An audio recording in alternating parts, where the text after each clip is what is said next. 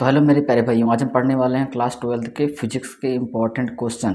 आप इसको chapter number first का वन शॉर्ट वीडियो ही बोल सकते हो, क्योंकि इसमें आज हम चैप्टर नंबर फर्स्ट के जो जो इम्पोर्टेंट क्वेश्चन हैं, यानी जो जो हमारे एग्जाम में आ सकते हैं, उन सबको एक ही वीडियो में पढ़ने वाले हैं। अगर एक आध दो क्वेश्चन मान लीजिए इंपॉर्टेंट छूट जाएगा तो हम उसको आगे वाले लेक्चर में बता देंगे, लेकिन आज कोशिश करेंगे कि सारे इंपॉर्टेंट क्वेश्चन इस लेक्चर में ख़त्म हो जाए। पहले दो हमारे पास जो दो चार ऑब्जेक्टिव क्वेश्चन है उसे देख लेते हैं।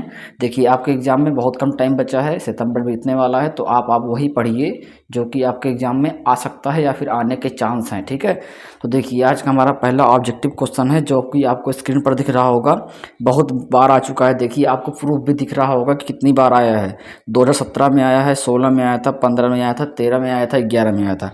पूछा था वैद्युत क्षेत्र की तीव्रता का मात्रक।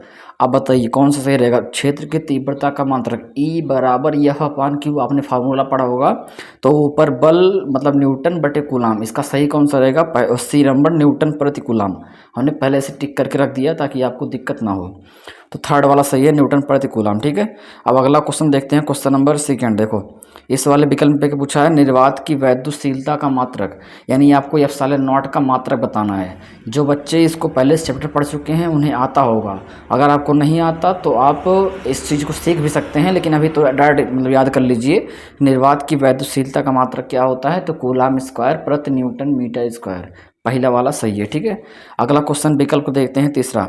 आज कुछ विकल्प देख लेते हैं, 2-3, उसके बाद देखते हैं जो कि हमारे लॉन्ग क्वेश्चन है। ठीक है, हमारा तीसरा क्वेश्चन, एक मिनट रुकिएगा भाई। हाँ, आपको दिख रहा होगा स्क्रीन पर। पूछा है कि निम्नलिखित में से कौन सा वैद्युत क्षेत्र का मात्रक नहीं है। क्षेत्र का मात्रक नहीं है भाई। ठीक है, होता तो न्यूटन प्रति कूलाम भी है, वोल्ट प्रति मीटर भी है, और जूल प्रति कूलाम मीटर भी होता है। इसका ऑप्शन नंबर सी जो है, जिसमें लिखा है जूल प्रति कूलाम, यानी जूल कूलाम इनवर्स, यही नहीं होता। ठीक है, तो इसमें कौन सा सही रहेगा, ऑप्शन नंबर सी।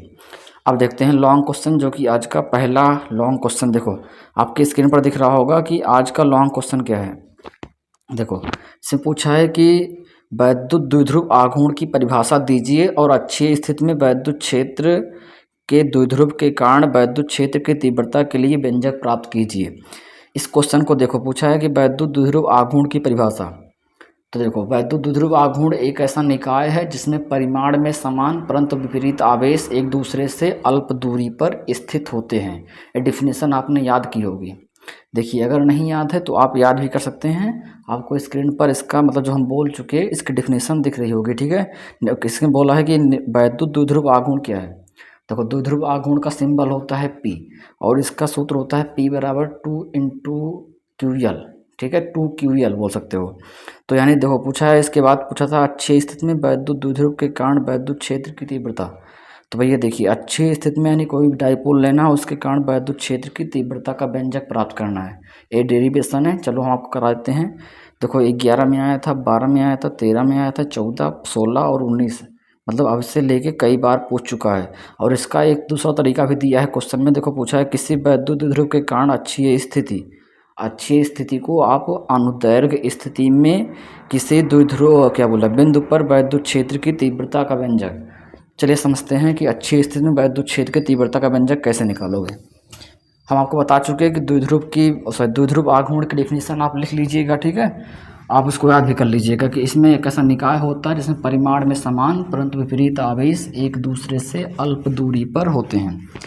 देखिए अब समझते हैं कि अक्षीय स्थिति में वैद्युत क्षेत्र की तीव्रता का व्यंजक क्या होता है, वो कैसे निकालेंगे। देखो इसकी जो थ्योरी होगी उसको हम आपको स्क्रीन पर दिखा देंगे, आप उसको नोट कर सकते हैं। ठीक है, बता तो देंगे एक बार, लेकिन आप इसकी जो हिंदी होती है, जैसे इसमें क्या क्या लिखना है, माना वाला, ये सब माना वाना आप खुद से लिख सकते हैं। ठीक है, देखो भाई समझो क्या पूछा है कि द्विध्रुव के कारण अक्षीय स्थिति में वैद्युत क्षेत्र की तीव्रता का व्यंजक, यहाँ हेडिंग लगा देना, अक्षीय स्थिति में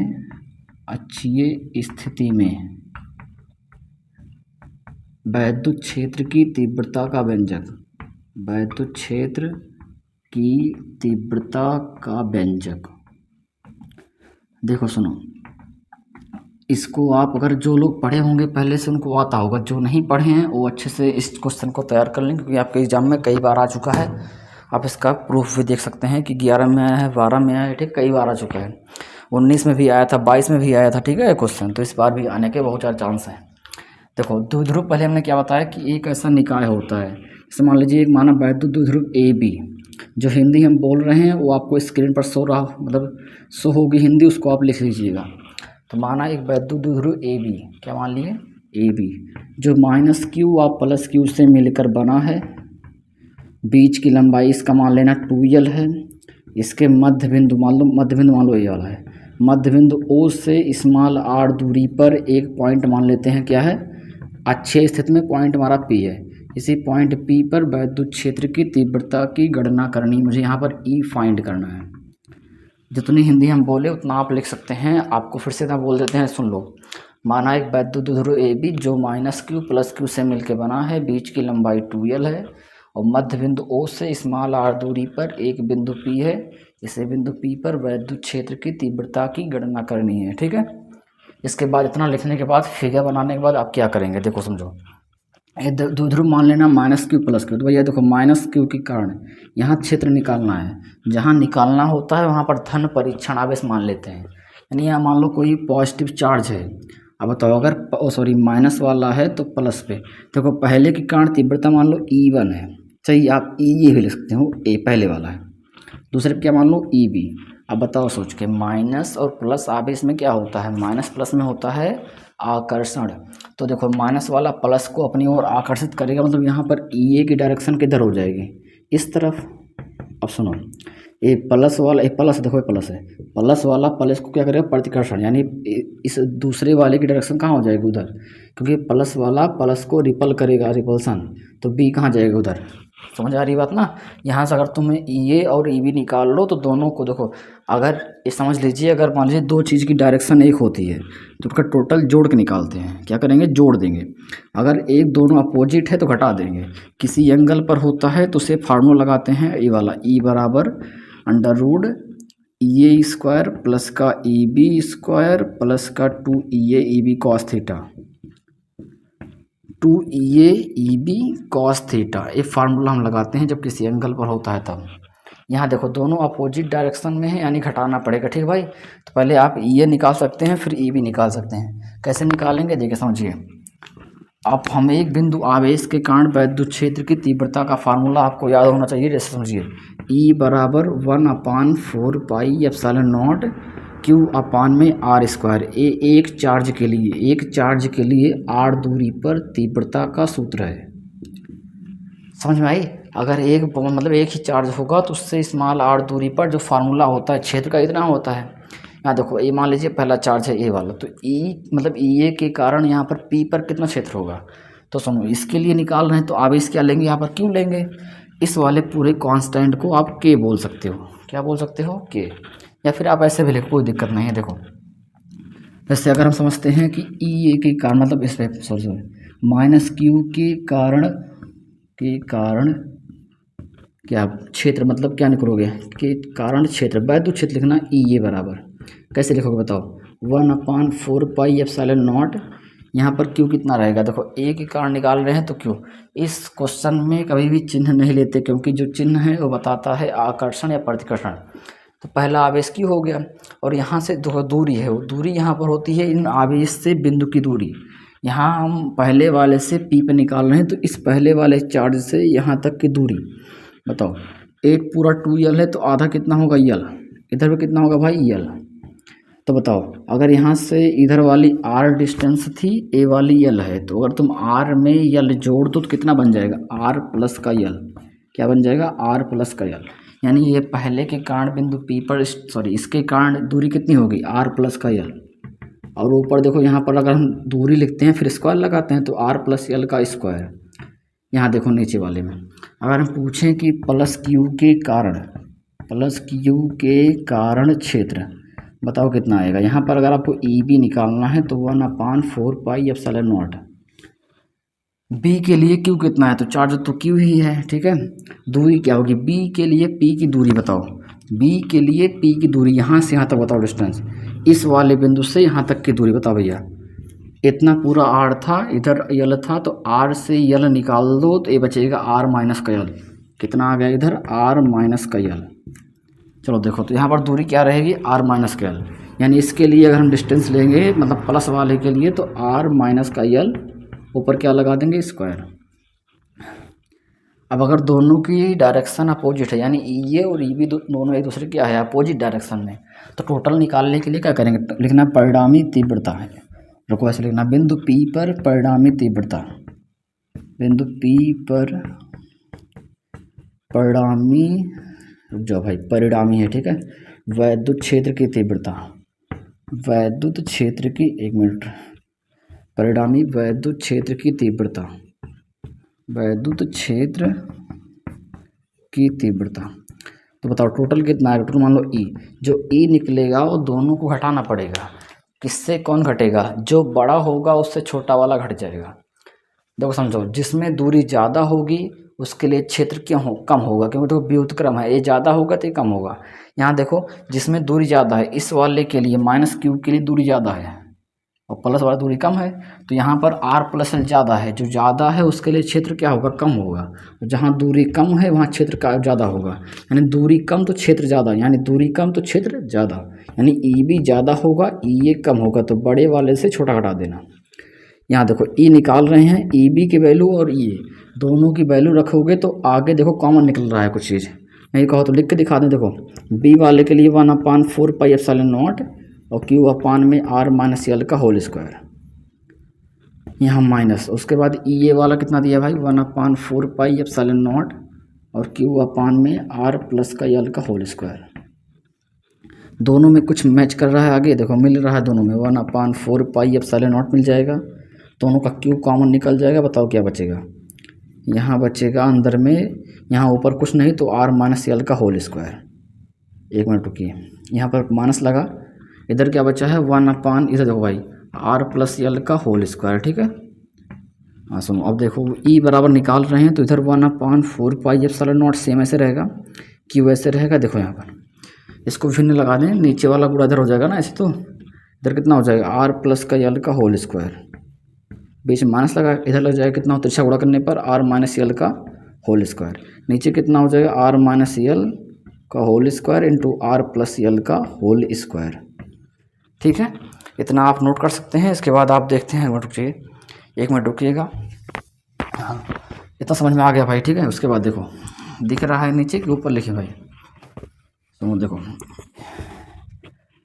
एक लाइन दिख रहा है नीचे, लिख दें भाई, एक मिनट रुको देख लेते हैं।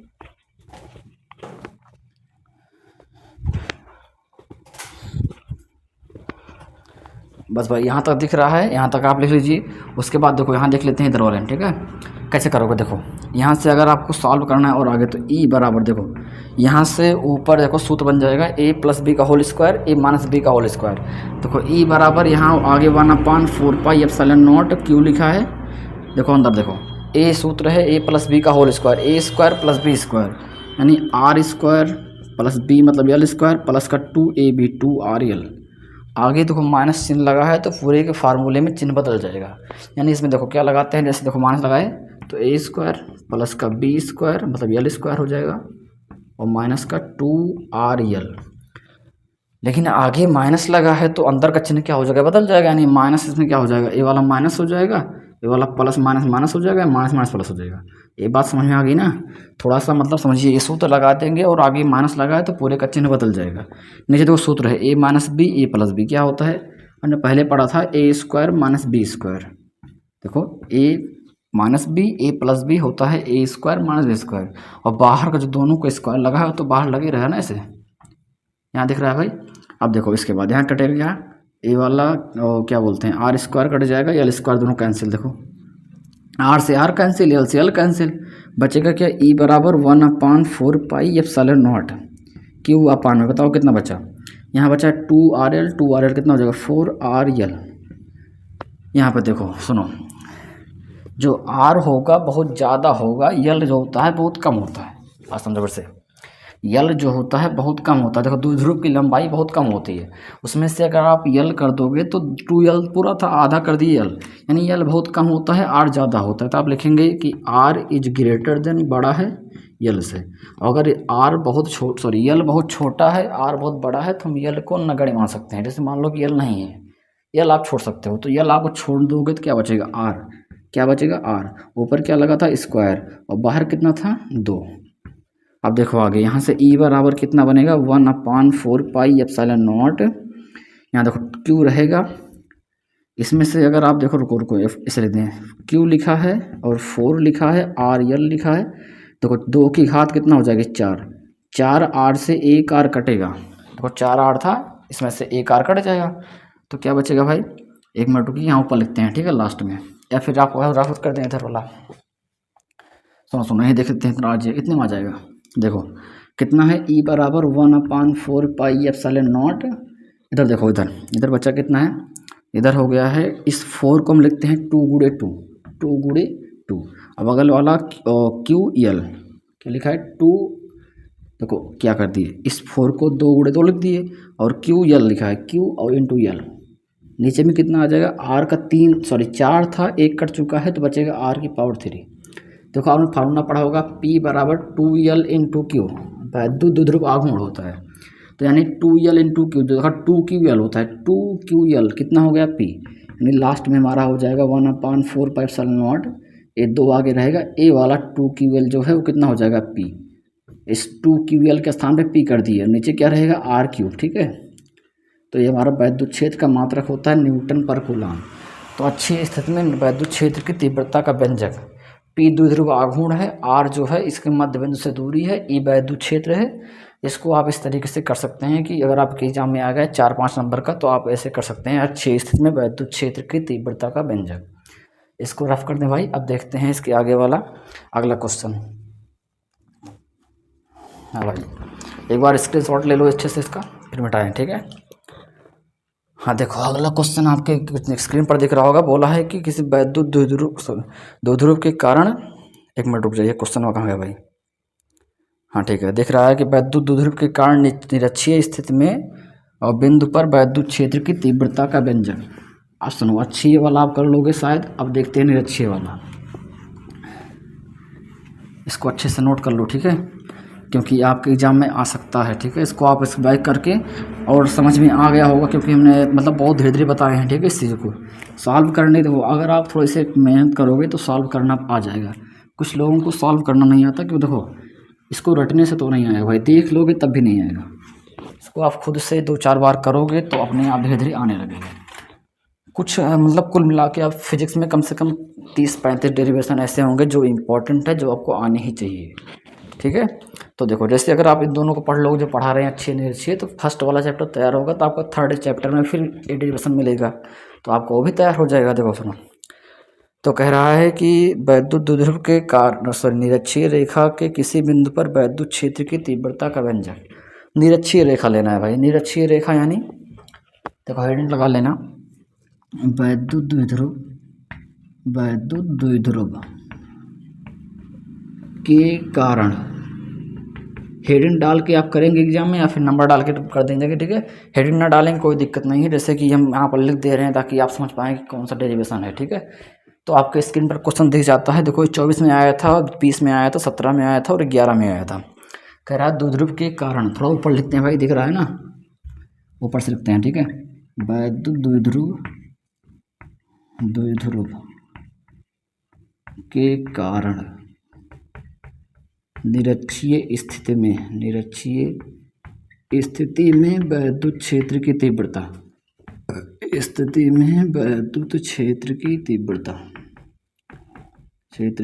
तीव्रता की गणना या फिर तीव्रता आप बोल सकते हो। देखो मान लेना एक वैद्युत द्विध्रुव है, उसी तरीके से अब सुनो, एग्जाम में कई बार आ चुका है आपके, इंपॉर्टेंट बहुत है, ठीक है। देखो समझो, माना एक वैद्युत द्विध्रुव, यहाँ लिखते हैं, फिगर बनाते हैं, ठीक है, अच्छे से बनाइएगा। अगर आप फिगर समझ गए तो समझ गए, पूरा कहानी खत्म। तो हिंदी आप लिखेंगे, माना एक वैद्युत द्विध्रुव ए बी, क्या मानेंगे, माना एक वैद्युत द्विध्रुव क्या है ए बी, जो -q व +q से मिलके बना है, और बीच की लंबाई मान लेना 2l है, कितना है भाई 2l।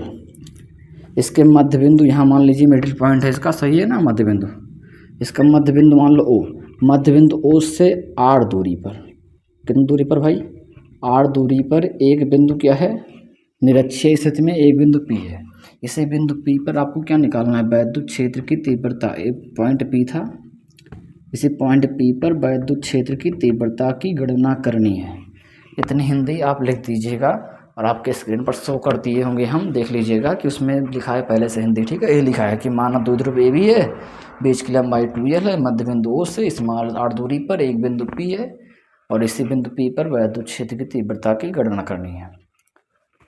अब सुनो, जहाँ पर निकालना है पहले वहाँ तक की आपको दूरी पता होनी चाहिए, क्योंकि फार्मूले में भाई दूरी तो अभी देखो पहले एक बिंदु आवेश लगाएंगे पिछले बार की तरह, तो बिंदु आवेश के लिए यहाँ तक की दूरी चाहिए। अब दूरी कैसे निकलेगी समझो, देखो ये पूरा 2L था तो आधा कितना हो जाएगा भाई, अगर पूरा 2L है तो आधा हो जाएगा L, कितना हो जाएगा L, दिख रहा है ना, L हो जाएगा AR है। आपने पढ़ा होगा अगर 90 डिग्री है तो सामने वाला कर्ण होता है, यानी पाइथागोरस लगाएंगे तो कर्ण अगर आपको निकालना है तो लंब स्क्वायर प्लस का आधार स्क्वायर, यानी अगर आप कर्ण फाइंड करना है तो लंब कितना है R, तो R स्क्वायर लग जाएगा, आधार कितना है भाई, आधार है L तो L स्क्वायर, यानी अगर कर्ण निकालेंगे तो इसका रूट लग जाएगा root of R square plus का L स्क्वायर, यानी अगर आप कर्ण निकालेंगे तो रूट में आएगा कितना R स्क्वायर प्लस का L स्क्वायर। इस तरीके से अगर आप यहाँ पे दूरी निकालने वाली तो ये भी कितनी आएगी उतनी, देखो दूरी यहाँ पर R है, ये भी L रहेगा, तो ये भी कितना आएगा root of R square plus का L स्क्वायर। इतनी बात समझ में आ गई। अब देखो आगे अगर आप समझेंगे, जैसे अगर हम पूछें कि यहाँ पॉइंट P पर इस -Q के कारण कितने इंटेंसिटी या फिर वैद्युत क्षेत्र की तीव्रता है, तो देखो पहले हम कैसे करेंगे, आपको पता होगा जहाँ चेक करना है, जैसे मुझे जहाँ निकालना है पॉइंट P पे निकालना है, तो वहाँ पर मान लेते हैं धन परीक्षण आवेश प्लस का, अगर हम यहाँ पर प्लस मान लेंगे देखो तो A माइनस है A प्लस है, विपरीत आवेशों में आकर्षण होता है, यानी इस वाले माइनस पर इस वाले प्लस इस वाले माइनस के कारण इस प्लस पर जो आकर्षण लगेगा वो इस तरफ लगेगा, वैद्युत क्षेत्र कहाँ लगेगा नीचे की तरफ, मतलब यहाँ पर ये जो पहले वाले का है A मतलब पहले वाले वैद्युत क्षेत्र की डायरेक्शन नीचे होगी, बात समझ गए। अब देखो यहाँ B वाले के लिए प्लस वाला प्लस पे रिपल्सन लगाएगा, यानी पर प्लस वाले के कारण वैद्युत क्षेत्र कहाँ जाएगा बाहर को, ये प्लस के कारण कहाँ जाएगा, देखो यहाँ प्लस मान लेंगे तो प्लस प्लस पे रिपल्सन लगाएगा, यानी B वाला कहाँ जाएगा उधर ऊपर की ओर, यानी EB की डायरेक्शन कहाँ जाएगी ऊपर वाले। अब इनके बीच का एंगल मान लो भैया 2 थीटा है, कितना है 2 थीटा। 2 थीटा ही क्यों माने, क्योंकि अभी अगर आपको देखोगे तो बाद में डेरिवेशन करते वक्त अभी मुझे इस दूरी को आधे करनी पड़ेगी थीटा को, तो कितना मान लेते हैं 2 थीटा, बात समझ गए ना। तो इसकी राम कथा आप लिख चुके हैं पहले से, मतलब हिंदी लिख चुके हैं, ठीक है। इस वाले फिगर को बना लिए, समझ गए ना, ये वाले प्लस पे माइनस के कारण इधर लगेगा वैद्युत क्षेत्र और प्लस पे प्लस के कारण वैद्युत क्षेत्र बाहर की ओर लगेगा, यानी EA और EB के बीच का एंगल कितना मान चुके हैं 2 थीटा। यहाँ अगर थोड़ा सा हिंदी हम लिखना चाहें तो लिख देंगे -Q के कारण वैद्युत क्षेत्र, बताओ कितना होगा क्षेत्र, और सूत्र होता है वैद्युत क्षेत्र का एक बिंदु आवेश के लिए E बराबर 1/4 पाई एप्सिलॉन नॉट, क्या लिख दिए भाई, हाँ सही है, एप्सिलॉन नॉट Q अपान में R स्क्वायर। ध्यान समझिएगा, पहले के लिए यानी EA बराबर कितना है 1/4 पाई एप्सिलॉन नॉट, Q कितना रहेगा पहले के लिए, Q कितना है तो -Q, क्योंकि Q में चिन्ह रहते नहीं तो सिर्फ मतलब Q लेंगे बस। उसके बाद देखो यहाँ पर दूरी कितनी है, यहाँ से यहाँ निकाल रहे हैं ना P पर, तो P की दूरी यहाँ पर देखो R का स्क्वायर होता है, दूरी कितनी है, दूरी है रूट में R स्क्वायर प्लस का L स्क्वायर, और हमें क्या करना होता है स्क्वायर बाहर से, देखो यहाँ पर R का स्क्वायर होता है, यानी रूट से स्क्वायर कट जाएगा तो बचेगा क्या, बचेगा हमारा जो EA बचेगा वो बचेगा 1/4 पाई एप्सिलॉन नॉट और Q अपान में R स्क्वायर प्लस का L स्क्वायर, सही है।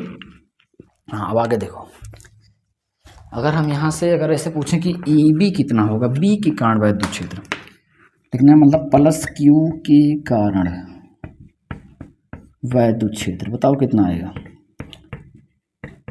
सूत्र होता है EB बराबर, B के लिए निकालना है, बताओ इसके लिए यहाँ पर फार्मूला होगा 1/4 पाई एप्सिलॉन नॉट, और Q कितना लेंगे भाई, Q यहाँ पर है Q तो +Q है वही रहेगा, दूरी फिर देखो यहाँ पर दूरी का मतलब वही R स्क्वायर होगा अभी, तो दूरी इतनी है, स्क्वायर करेंगे तभी रूट कट जाएगा, यानी फिर वही चीज़ आएगी कि R स्क्वायर प्लस का L स्क्वायर।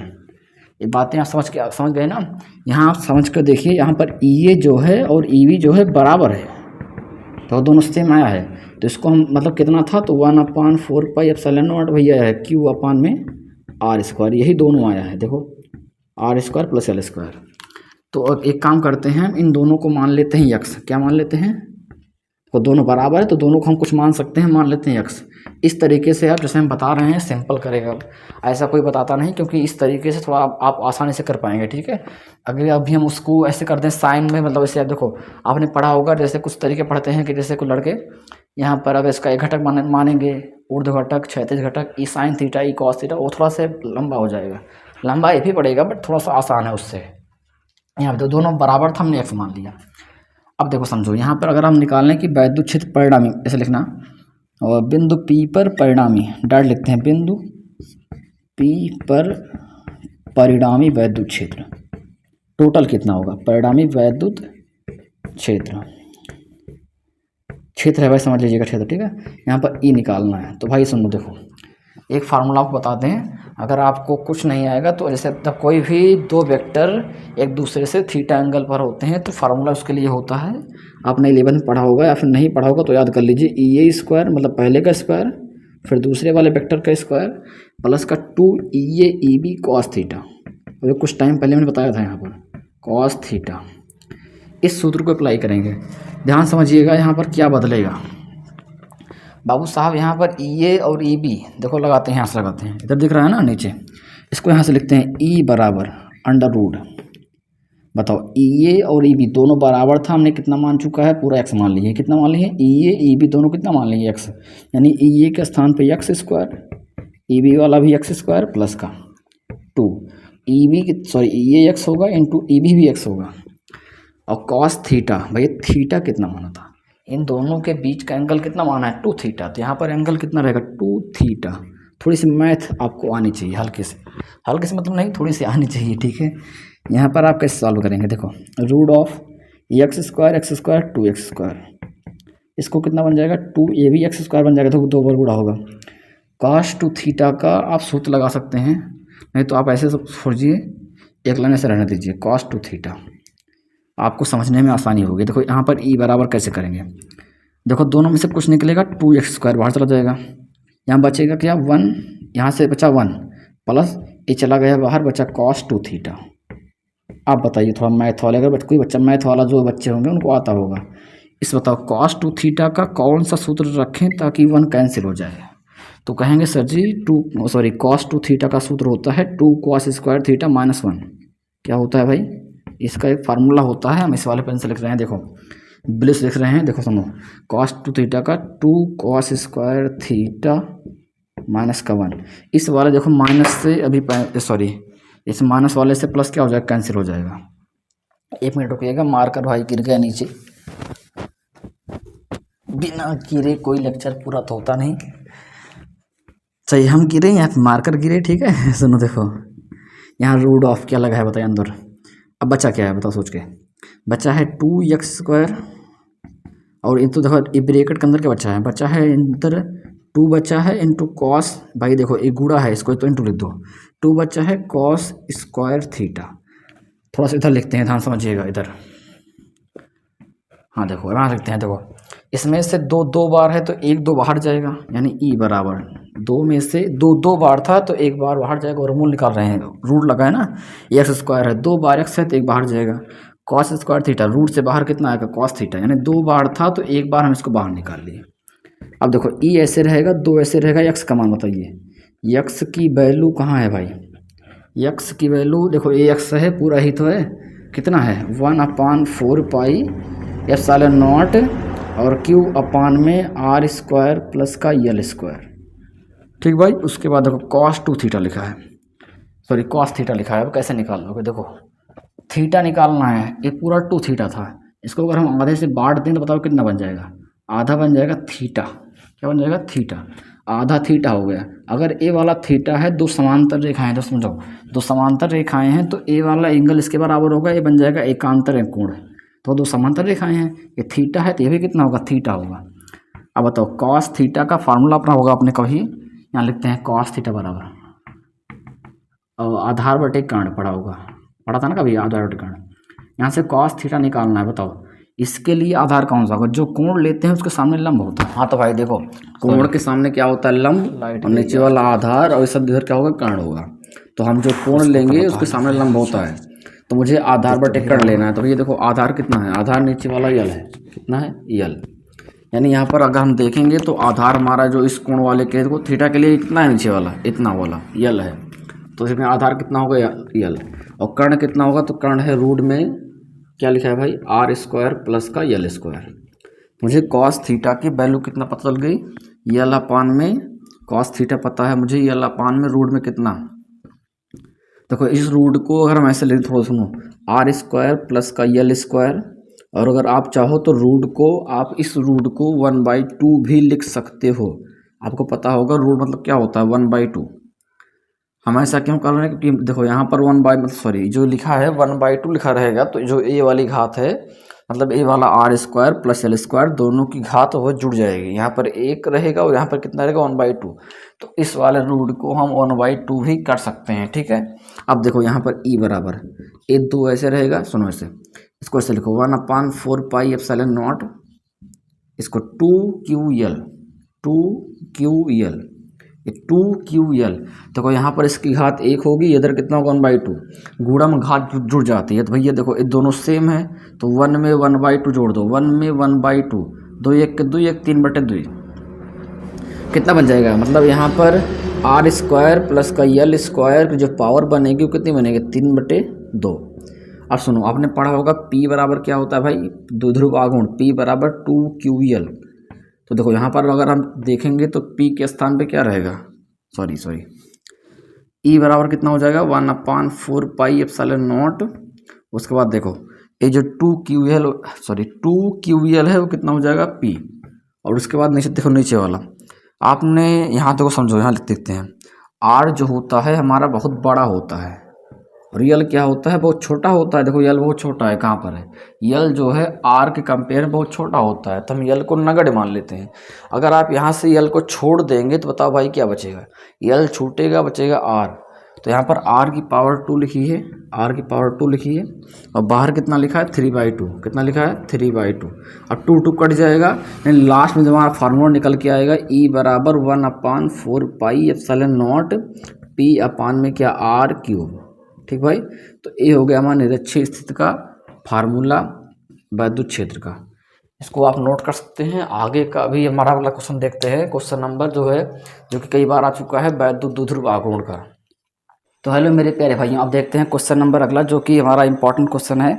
देखो आपको स्क्रीन पर दिख रहा होगा, कई बार आ चुका है, 14 में आया है, 12 में आया है, 24 में आया है, 18 में आया था, 17 में आया था, उसके बाद 23 में भी आया है, 22 में भी आया है, 14 में आया है, 11 में आया है। मतलब एक क्वेश्चन, तीनों क्वेश्चन जो दिख रहा है आपके स्क्रीन पर, ये तीनों क्वेश्चन एक ही क्वेश्चन है जो कि कई बार घुमा घुमा के आता है, जो कि है एक समान वैद्युत क्षेत्र में स्थित वैद्युत द्विध्रुव पर लगने वाले बल युग्म के आघूर्ण का व्यंजक प्राप्त कीजिए, इसके आधार पर वैद्युत द्विध्रुव आघूर्ण की परिभाषा दीजिए। तो एक क्वेश्चन जो है मतलब बहुत ही इंपॉर्टेंट है, जो कि कई बार आ चुका है। तो इसको देखते हैं, आप हेडिंग लगाएंगे कि एक समान वैद्युत क्षेत्र में स्थित वैद्युत द्विध्रुव पर लगने वाला बल युग्म आघूर्ण। देखिए हेडिंग है एक समान, हेडिंग ना लगाएं एग्जाम में, अगर आप करेंगे तो एग्जाम में सिर्फ क्वेश्चन नंबर डाल कर देंगे, लेकिन यहाँ हम बता रहे हैं कि जैसे आप समझ जाएं कि कौन सी हेडिंग का सॉल्यूशन हम करवा रहे हैं।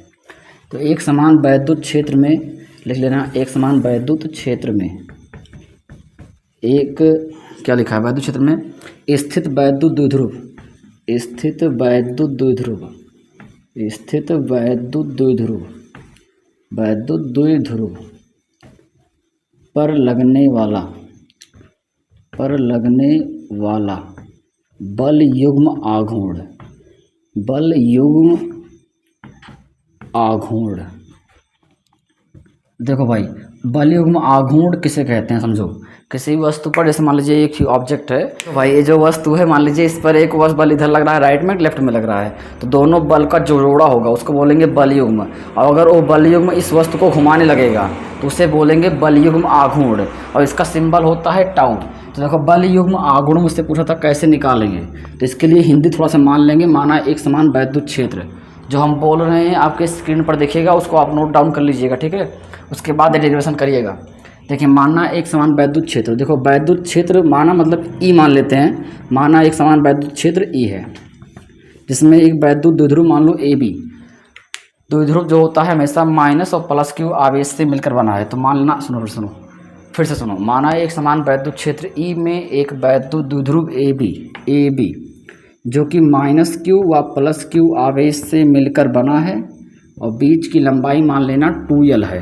ठीक भाई, इसके मध्य बिंदु से और स्मॉल r दूरी पर सॉरी माना एक समान वैद्युत क्षेत्र ए बी जो कि ए बी लिखे नहीं भाई, लिख दीजिए ए बी जो कि -q व +q से मिलकर बना है, बीच की लंबाई 2l है और वैद्युत क्षेत्र के साथ थीटा कोण पर स्थित है। यानी क्षेत्र में कितना कोण बना रहा है? थीटा कोण। अब समझिए हम मुझे क्या निकालना है बल युग्म आघूर्ण। तो देखो वैद्युत क्षेत्र रेखाएं में सब बाहर जाती हैं, तो अगर यहाँ पर वैद्युत क्षेत्र रेखाएं उस साइड में है यानी यहाँ पर कोई क्या होगा? धन चार्ज होगा, जिससे बल रेखाएं बाहर जा रही हैं। तो अगर बल रेखाएं उधर हैं तो धन चार्ज इधर होगा। अब बताओ प्लस और माइनस में क्या होगा? क्या होता है? आकर्षण। यानी इस माइनस वाले पर बल कहाँ लगेगा? तो क्षेत्र के विपरीत दिशा में इधर। और ये क्षेत्र में जब बल लगता है F बराबर QE, आपने पढ़ा होगा ना, E बराबर F/Q, वही चीज़ है। तो कितना आएगा F यहाँ से? QE, F बराबर QE आएगा।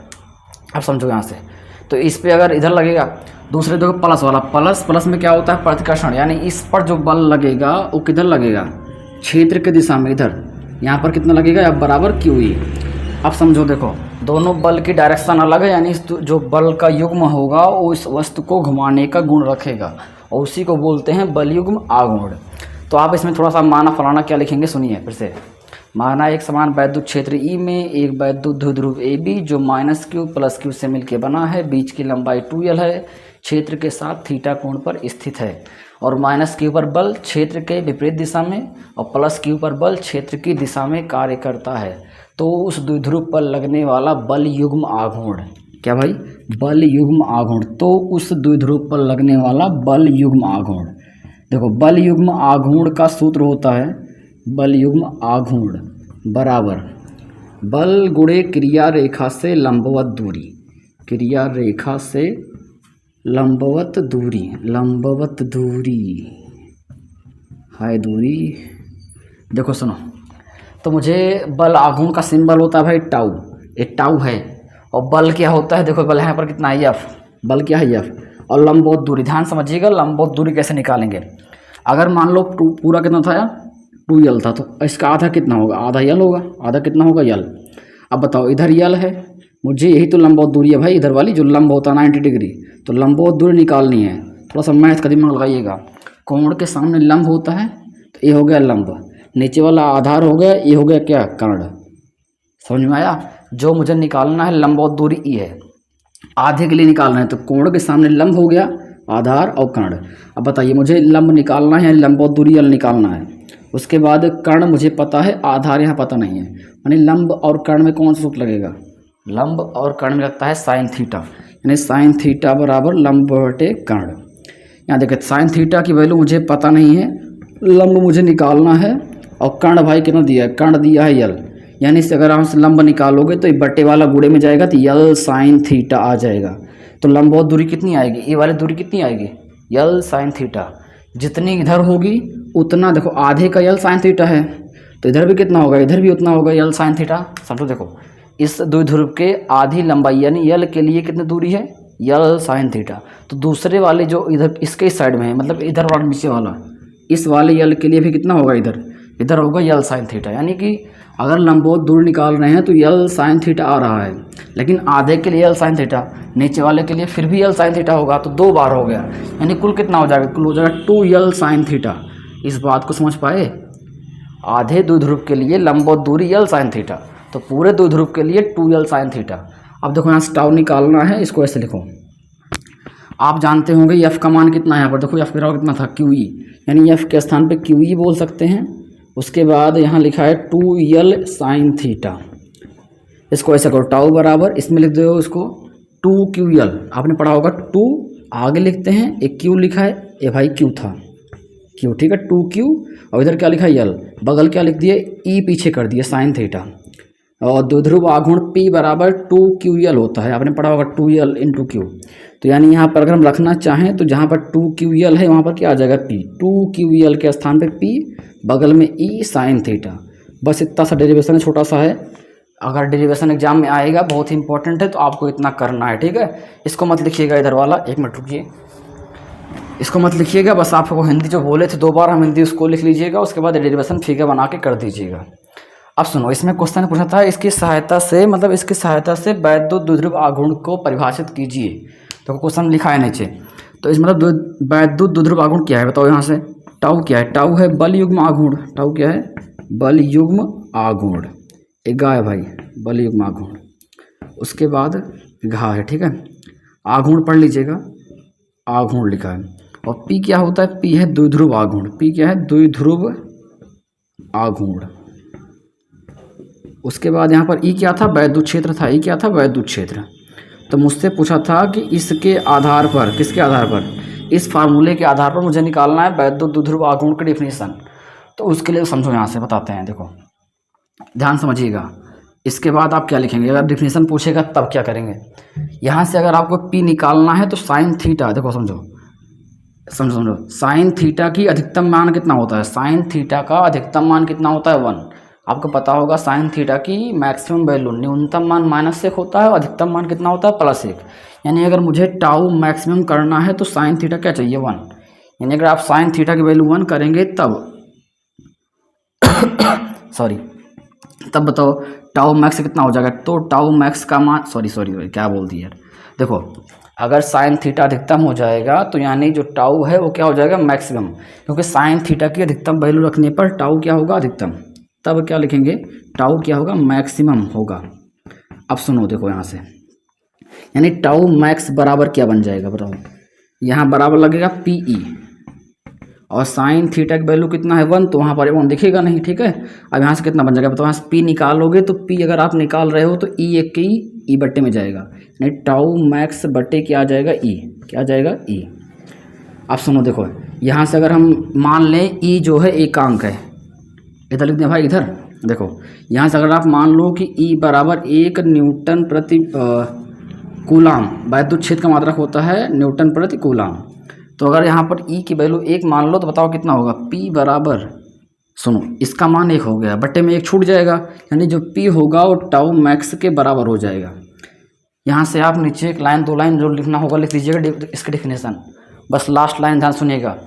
देखो माना एक, सॉरी ई मतलब जब 1 हो गया तो इसको बोलेंगे एकांक, तो बोलना है एकांक वैद्युत क्षेत्र।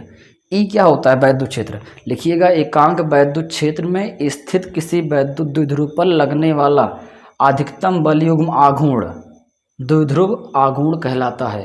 एक बार फिर सुन लीजिए दोबारा। जब एकांक वैद्युत क्षेत्र में स्थित द्विध्रुव पर लगने वाला अधिकतम बल युग्म आघूर्ण, देखो बल युग्म आघूर्ण टाउ होता है और इस टाउ मैक्स क्या होता है? अधिकतम बल युग्म आघूर्ण द्विध्रुव आघूर्ण पी कहलाता है, ठीक है। तो ये रहा इस क्वेश्चन का आंसर। आई होप ये वीडियो अच्छी लगी होगी। अगर वीडियो अच्छी लगी हो तो चैनल को सब्सक्राइब करके वीडियो को लाइक कर दीजिएगा। मिलते हैं अगले चैप्टर के 1 शॉर्ट वीडियो के साथ। ये चैप्टर में जो 4-5 क्वेश्चन हमारे इंपॉर्टेंट थे हमने सबको करा दिया है। अगले चैप्टर में पढ़ेंगे गॉस का नियम और उस चैप्टर को पूरा ख़त्म कर देंगे, ठीक है। तो मिलते हैं नेक्स्ट वीडियो में। जय हिंद।